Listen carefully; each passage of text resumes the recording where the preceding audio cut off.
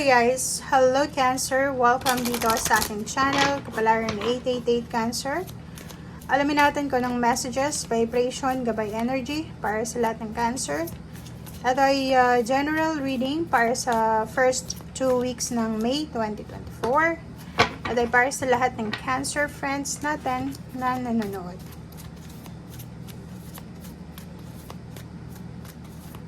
Oh, kumuha lang tayo dito ng 3 cards guys.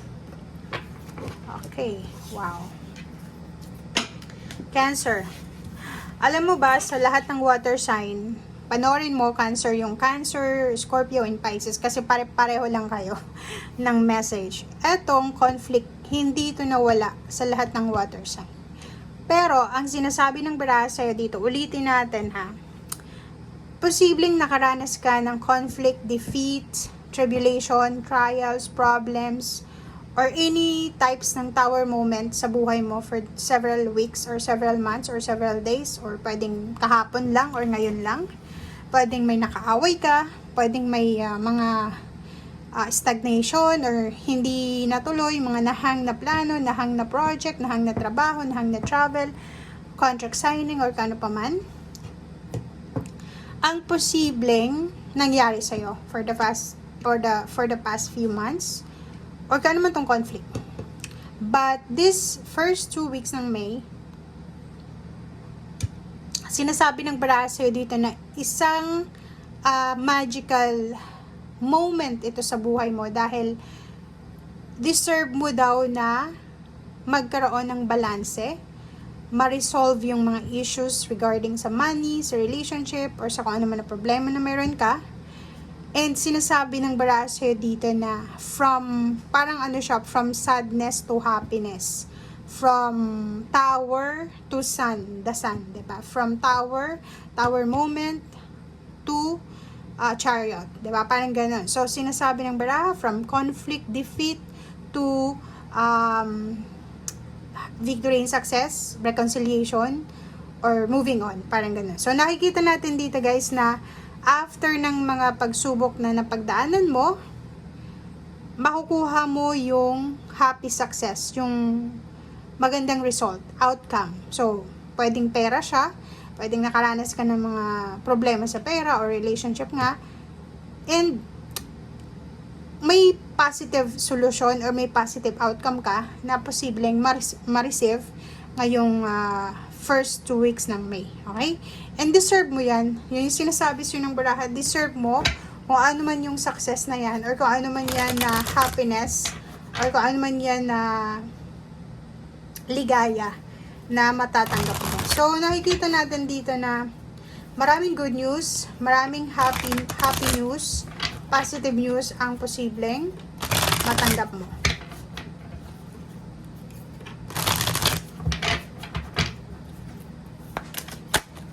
Okay.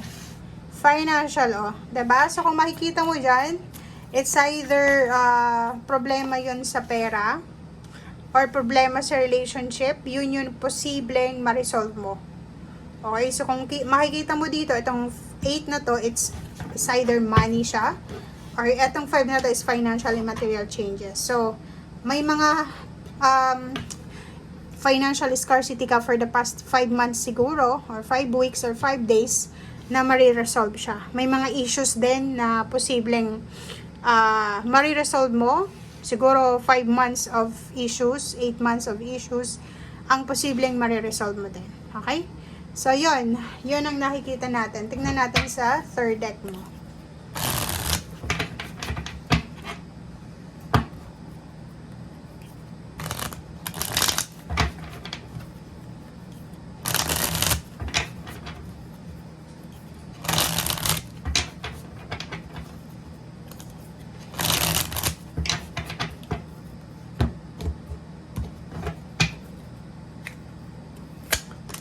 Oh, wow. Diba? So, isa confirmation guys na mayroon ditong Wheel of Fortune. May posibleng financial, material, emotional changes na posibleng mangyari sa buhay mo. May pagbabagong magaganap, lalo na sa usaping pera, emosyonal. Pera, may mahahawakan kang pera. Kaya happy success ka dito.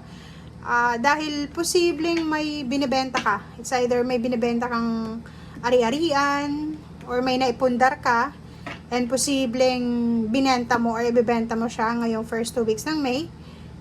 So yun yung pwedeng maging isa sa dahilan na mababago yung issues or negative na nangyayari sa buhay financial mo. Yung iba din, parang pwedeng may papasukin na bagong trabaho. Kaya may mga positive financial changes tayo dito or happy success dahil posibleng papasok ka sa bagong trabaho or pwedeng papasok ka sa bagong estado ng buhay mo, 'di ba? So, nakikita natin dito may mga opportunities and possibilities na mag-o-open sa'yo, lalo na sa usaping pera. Wheel of Fortune, pagbabago sa usaping pera. Okay, the Moon. Queen of Cups, sinasabi ng baraha, ito naman emosyonal. If ever na gusto mong magkaroon ng peace of mind sa usaping relationship naman, sa kahit anong klase ng relationship, family, friends, co-workers, mga colleagues mo, or kung kapitbahay, make sure na maging kalmado ka lang, 'di ba? So, para hindi ka matakot. Like for example, siguro natatakot ka sa confrontation, 'di ba? So, Cancer, mag-iingat ka. If relationship naman ito na gusto mong mabago sa buhay mo, na bakit pag may mga nag-aaway sa paligid mo, palaging sangkot ka, palagi kang kasama, palaging nasasabit yung pangalan mo. Okay, ang una mong gagawin dito para hindi ka matakot sa confrontation, if ever may nag-aaway ng mga tao sa paligid mo, huwag kang makikialam. Unang-una, nasa Queen of Cups ka, dapat nandun ka sa gitna. Dapat hindi ka nagbibigay opinion, and at the same time, hindi ka rin yung parang, anong tawag dito? Yung double face na kakampi ka doon sa isa, pagkaharap mo yung isa, kakampi din sa pangalawa, pagkaharap mo yung pangalawa. So, make sure na wala ka na isa.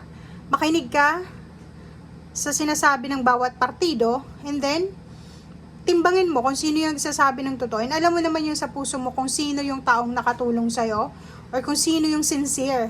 'Di ba?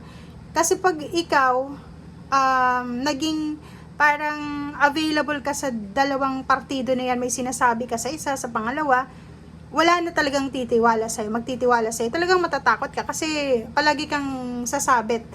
'Di ba? Oh, sabi ko sa'yo, justice. Be fair. Yun yung kailangan mo para matahimik yung emosyonal mo.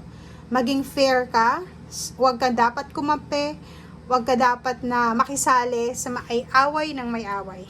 Okay? Para makuha mo yung victory and success. So, yun lang. Yun lang yung sinasabi sa'yo ng baraha, Cancer, na kailangan mong iwasan or kailangan mong gawin. Makakatulong to sa'yo.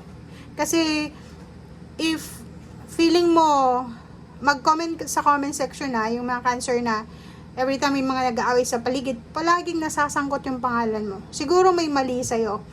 May mali ka sigurong ginagawa na yun yung kailangan mong ma-realize. Okay? So, comment down below if you resonated.